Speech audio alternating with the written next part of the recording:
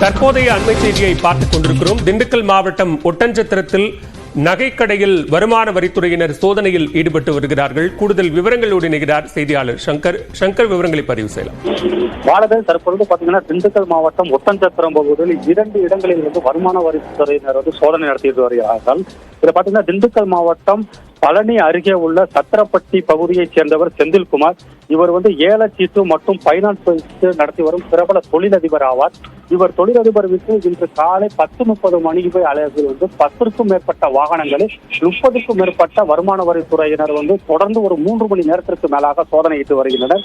அதே போல் பார்த்தோம்னா திண்டுக்கல் மாவட்டம் ஒட்டன்சத்திரம் தாராபுரம் சாலையில் அமைந்து உள்ள தணிகாசலம் என்பவருக்கு சொந்தமான தனபாக்கியம் என்ற நகைக்கடையிலும் 10:30 மணி அளவில் 2 தனியார் வாகனங்களில் 10க்கும் மேற்பட்ட வருமானத்துறையினர் சோதனை நடத்தி வருகின்றனர். இந்த சோதனையானது வருமான வரித்துறையில் வருமான வரி ஏய்ப்பு செய்யப்பட்டதா அல்லது விதிமுறைகளை மீறி ஏதும் தொழில்கள் செய்யப்பட்டதா என்ற கோணத்தில் சில ஆவணங்களை கைப்பற்றி இந்த சோதனையானது நடைபெற்று வருகிறது. நகைக்கடையில் உள்ள 10:30 மணிக்கு சென்ற அந்த வருமான வரித்துறையினர் உள்ளே சென்று ஊழியர்களிடமிருந்த தொலைபேசியில் அனைத்தையும் வாங்கி கொண்டு பணியாற்றி வந்த பணியாட்களை கடையிலிருந்து வெளியே அப்புறப்படுத்திவிட்டு அந்த கடையை மூடினர்.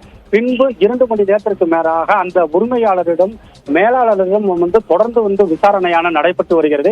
அதே போல் பார்த்தோம்னா தொழிலதிபர் செந்தில் அவர்களுடைய வீட்டிலும் பார்த்தீங்கன்னா 30க்கும் மேற்பட்ட அதிகாரிகள் ஏறத்தாழ 3.5 மணி நேரத்திற்கு மேலாக இந்த சோதனையில் ஈடுபட்டு வரக்கூடிய சம்பவம் ஒட்டன்சத்திரம் பகுதி பெரும் பரபரப்பை ஏற்படுத்தி உள்ளது. பாலவேல், விவரங்களுக்கு நன்றி சங்கர்.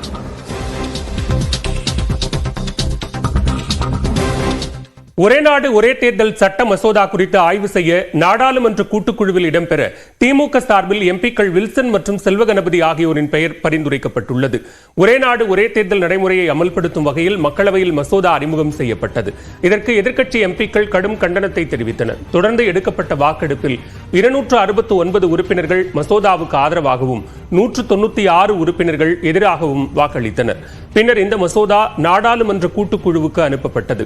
இந்த குழுவில் இடம்பெற வேண்டிய உறுப்பினர்கள் பெயர்களை பரிந்துரை செய்ய கட்சித் தலைவர்களுக்கு மத்திய அமைச்சர் கிரண் ரிஜிஜு அறிவுறுத்தினார். அதன்படி திமுக சார்பில் எம்பிக்கள் வில்சன் மற்றும் செல்வகணபதி ஆகியோரின் பெயர் பரிந்துரைக்கப்பட்டது. திரிணாமுல் காங்கிரஸ் கட்சியின் சார்பில் எம்பிக்கள் கல்யாண் பானர்ஜி மற்றும் சாகெத் கோகலே பெயர் நாடாளுமன்ற கூட்டுக்குழுவில் இடம்பெற பரிந்துரைக்கப்பட்டுள்ளது.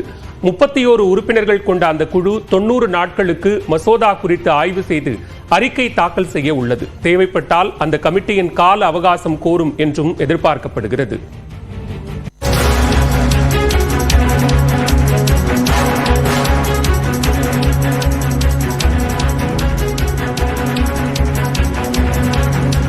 தற்போதைய அண்மை செய்தியை பார்த்துக் கொண்டிருக்கிறோம். ஒரே நாடு ஒரே தேர்தல் மசோதாவை ஆய்வு செய்ய உள்ள நாடாளுமன்ற கூட்டுக்குழுவில் காங்கிரஸ் கட்சியின் சார்பில் பிரியங்கா காந்தியின் பெயர் பரிந்துரை செய்யப்பட்டிருக்கிறது. அண்மையில் நடைபெற்ற இடைத்தேர்தலில் வயநாடு தொகுதியிலிருந்து நாடாளுமன்றத்திற்கு தேர்ந்தெடுக்கப்பட்ட காங்கிரஸ் உறுப்பினர் பிரியங்கா காந்தியின் பெயர் ஒரே நாடு ஒரே தேர்தல் மசோதாவை ஆய்வு செய்ய உள்ள நாடாளுமன்ற கூட்டுக்குழு உறுப்பினர்களுக்கான பெயராக தற்போது காங்கிரஸ் கட்சி பரிந்துரை செய்திருக்கிறது. அண்மை செய்தியாக பார்க்கிறோம். கூடுதல் விவரங்களோடு இணைகிறார் டெல்லி செய்தியாளர் சுசித்ரா. விவரங்கள்.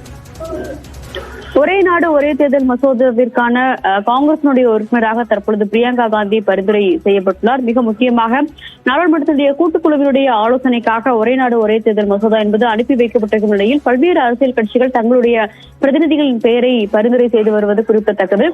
அந்த வகையில் தற்போது காங்கிரசின் சார்பாக பிரியங்கா காந்தி மக்களவையில் இருந்து பங்கேற்பார் என்ற ஒரு அதிகாரப்பூர்வ பரிந்துரை பட்டியலை தற்பொழுது காங்கிரஸ் கட்சியின் சார்பாக வழங்கப்பட்டுள்ளது குறிப்பிடத்தக்கது. ஏற்கனவே திமுக திரிணாமுல் காங்கிரஸ் உள்ளிட்ட கட்சிகள் என்பது அவர்கள் தரப்பிலான அந்த பரிந்துரை பட்டியலை அனுப்பியுள்ளது மிக முக்கியமாக பார்க்கப்படுகிறது. திமுகவின் சார்பாக செல்வ கணபதி மற்றும் வில்சன் ஆகிய 2 எம்பிக்களும் பங்கேற்கவிருக்கும் நிலையில் தற்பொழுது காங்கிரசினுடைய பட்டியலும் அதிகாரப்பூர்வமாக நாடாளுமன்ற விவகாரத்துறை அமைச்சகத்திடம் வழங்கப்பட்டுள்ளது குறிப்பிட்டது. அதிகாரப்பூர்வமான தலைவர், இந்த கூட்டுக்குழுவுடைய தலைவர் யார் என்ற ஒரு அறிவிப்பும் இன்று மாலை அல்லது நாளைக்குள் வெளியாகும் என்று எதிர்பார்க்கப்படுகிறது.